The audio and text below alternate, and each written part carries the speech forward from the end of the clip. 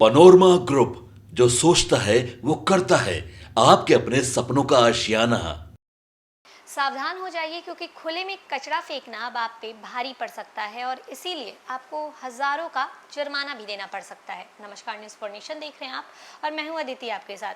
देखिए, प्रशासन ने शहर की स्वच्छता उसको और ज़्यादा साफ सुथरा बनाने के लिए एक ठोस कदम उठाया है और इसीलिए उन्होंने ये प्रावधान लागू अब कर दिया है, ये नियम लागू कर दिया है कि अब 5,000 तक का जुर्माना खुले में कचरा फेंकने वालों पर लगेगा और उनको ये जुर्माना जो है वो देना पड़ेगा।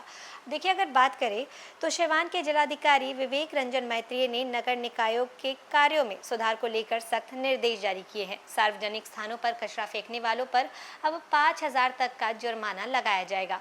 जिलाधिकारी ने सभी नगर निकायों के कार्यपालक पदाधिकारियों को ठोस अस्पष्ट प्रबंधन के लिए अब 15 दिनों के भीतर वार्ड वार योजना तैयार करने का निर्देश दिया है। साथ ही उन्होंने SWM नियमावली 2026 के प्रावधानों को 100% अनुपालन सुनिश्चित करने को कहा है। देखिए, डीएम ने नगर निकायों की योजना से संबंधित निविदा प्रक्रिया को सरल, उसी के साथ साथ व्यवहारिक बनाने पर भी जोर दिया है। उन्होंने निर्देश दिया है कि इंटरनेशनल सर्टिफिकेशन और उसके साथ साथ अत्यधिक टर्नओवर जैसी जटिल शर्तों को हटाया जाए ताकि अधिक से अधिक योग्य निविदाता प्रक्रिया में भाग ले सके। साथ ही रीटेंडर में लगने वाले अनावश्यक समय से बचने की भी हिदायत दी गई है। जिलाधिकारी ने नगर परिषद भवन के लंबित एस्टीमेट को जल्द तैयार कर प्रस्तुत करने का भी निर्देश दिया है।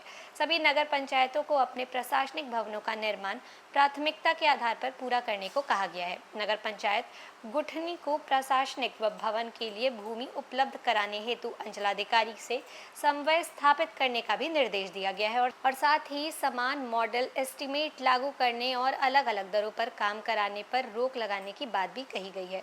डीएम ने डोर टू डोर कचरा उठाव की खराब स्थिति पर नाराजगी जताई। उन्होंने हर घर और दुकान में गीला और सूखा कचरा अलग रखने के लिए लोगों को जागरूक करने का निर्देश दिया।